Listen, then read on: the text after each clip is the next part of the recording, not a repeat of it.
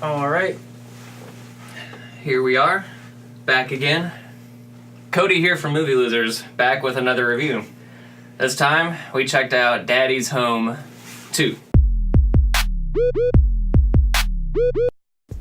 And you open up this time with your thoughts. All in all, I liked it. I wish that they would have advertised it as a Christmas movie, because it's definitely a Christmas movie. Mm-hmm. I wouldn't want to watch it. I guess I didn't pick up on that in the trailers. No, so I didn't you're either. right. So I wish they would have advertised it as that, because I think it would have been a little bit better. Sure. But I think it was a fun movie.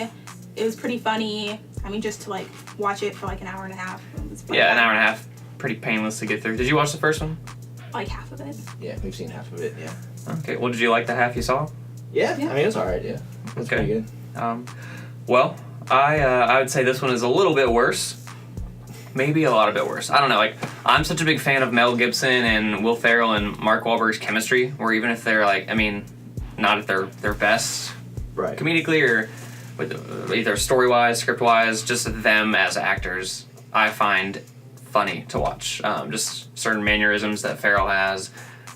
So in this one, they kind of up the stakes, where there's a little bit of a back and forth with Will Ferrell and Mark Wahlberg's characters, but also obviously Mel Gibson plays Mark Wahlberg's dad, John Lithgow playing Will Ferrell's dad, and it kind of, there's some goofy elements where things get very grown-ups 2 humor. Yeah. That didn't work for me, and then other times it tried to go overly serious.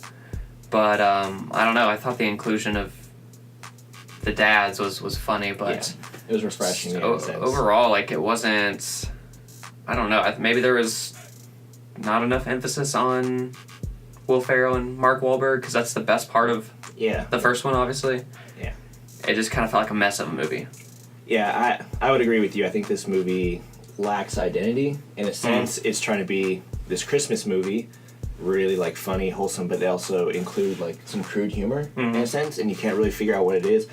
The problem with this movie for me is it seems like every single Will Ferrell and Mark Wahlberg movie I've ever seen, they play the same characters. Will Ferrell, the kind of goofy, wussy kind of guy. Right. And Mark Wahlberg, the badass kind of guy. Sure. You know? And it's very kind of it repeats itself. Yeah.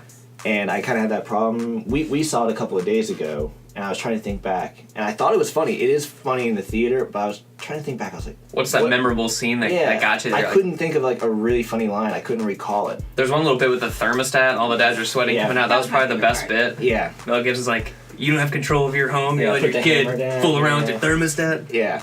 Yeah, that was quite entertaining, but just felt like a missed opportunity. Yeah. I don't regret seeing it. Another painless, as you mentioned earlier, hour and a half. It's a good comedy. I do agree with Brie, though. I do think if they marketed this as a Christmas movie, you say Daddy's Home 2, a Christmas Vacation, whatever you want to say, it could go down as a decent Christmas movie that you watch during the holidays with your family, because it does have that wholesome together feeling in parts. I think there was just too much, and maybe this is the case in the first one, there was almost too much involvement of the children.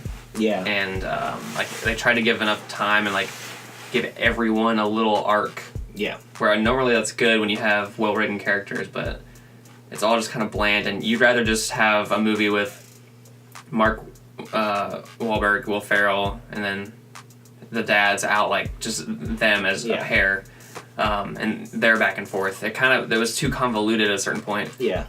And then it's set up John Cena was going to be in more of the movie, but he's barely in this one he was in the last one. Yeah. I guess if I'm scoring this movie, I'll give it a 2 out of 5. I mean, you get some laughs, you get some enjoyment out of it. If you want to see a good funny Christmas movie, it's probably down low on your list, but you might find it. But if you want to see a funny Will Ferrell, Mark Wahlberg movie, go see The Other Guys. It's funnier.